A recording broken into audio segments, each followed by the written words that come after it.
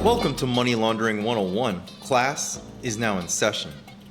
Money laundering probably reminds most people of something they saw in a movie. Duffel bags, a montage, maybe a laundromat. It's actually a three-step paperwork problem that moves hundreds of billions of dollars a year. It's a three-step process, and once you see those three steps, you'll start recognizing the pattern everywhere. But just let me explain. Most people learn about money laundering from a TV or a movie. Someone shows up with cash, there's this random cinematic with money changing hands into a bank account. Boom!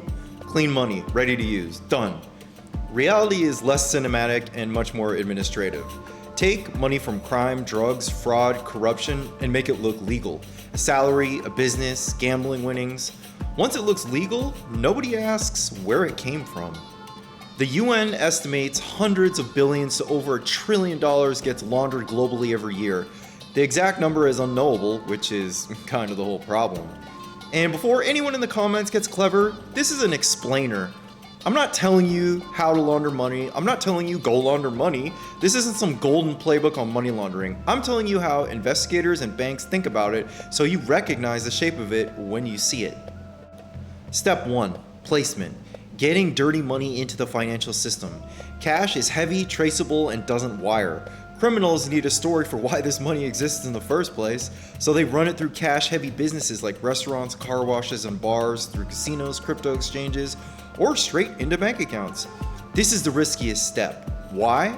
Because the moment dirty money touches any regulated institution, they are the ones who are legally required to watch for it and report it. Step 2. Layering. Lose the paper trail. Move money between shell companies, wire it across jurisdictions, fake invoices, circular transactions.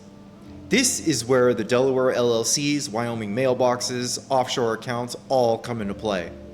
Trade-based laundering also hides transfers inside international commerce in the form of inflated invoices, goods that never shipped, payments for nothing, or consulting fees. The point here isn't speed, it's confusion. Step 3. Integration. This is the payoff. Dirty money re-enters the economy clean and looking legitimate.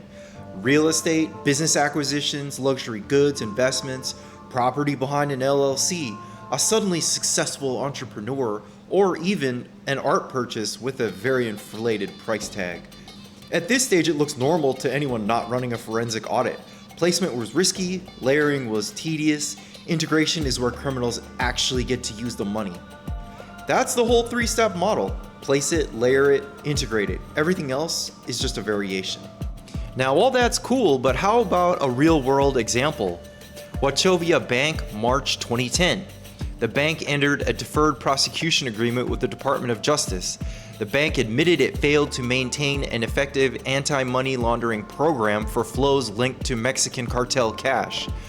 Over $100 million in forfeiture and $50 million in fines. AML, or anti-money laundering officers, had filed suspicious activity reports inside the bank. Upon further review, the reporting says everything they reported wasn't treated with urgency. Now here's the wild part. The government acted against the financial institution. No individual executive went to prison. Charges were deferred and then later dismissed. Want another one? How about when HSBC repeated the playbook in 2012? About 2 years after the first instance played out and the framework was laid. They paid $1.92 billion in penalties. Same deal, no convictions. Then Danske's bank, the Estonian branch, roughly $200 billion in suspicious non-resident flows between 2007 and 2015.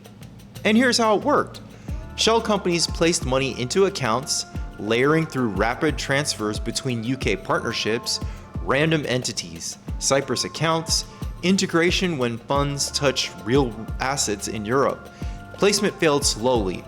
Layering succeeded for years. This wasn't orchestrated by a criminal mastermind.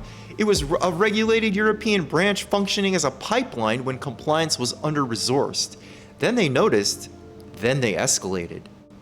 Pop culture keeps repeating the same move. Just deposit under $10,000 day after day and the money becomes invisible. Remember the movie Sicario? They made this move famous. $9,000 flat every day, 4 years.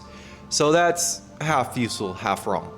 Structuring is a federal offense. In fact, it's still illegal even if the underlying cash that you're depositing was legally earned. Daily identical sub $10,000 deposits for 5 years is textbook suspicious activity.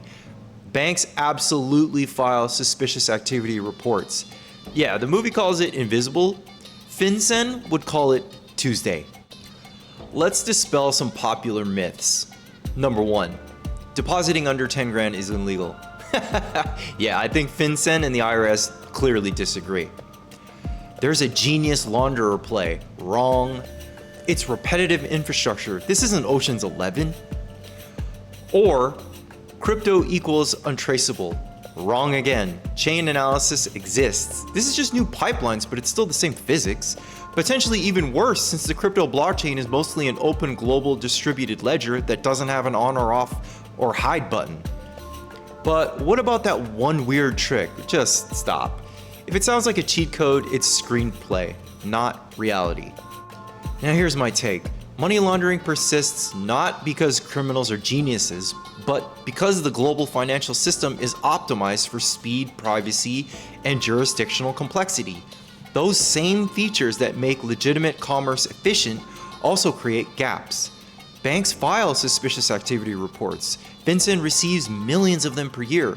Law enforcement does make cases, but the system is reactive. It catches patterns, not intentions. For every DOJ press release you hear about, plenty of money moves quietly in the background because nobody has had time to untangle 40 LLCs across 6 different countries. The next time you see a business that doesn't match its neighborhood, an LLC flipping properties, or a charity whose numbers don't add up, you're looking at the same 3-step logic. Place it, layer it, integrate it. The model is simple. The actual execution is where people really get creative. And yeah, the fact that this is mostly spreadsheets and legal filings is somehow more ridiculous than the TV and movie versions with all the theatrics. But honestly, it's probably not very fun to watch someone file LLC documentation in an actual movie. You see where I'm going with this? People would leave the theater or change the channel. 3 steps, thousands of filings, same pattern for decades. This is boring on purpose because boring is how you hide in plain sight. That's the 3-step model: placement, layering, integration. Everything else is a variation on those stages. Subscribe if you enjoyed this video because I enjoyed making it. See you in the next one.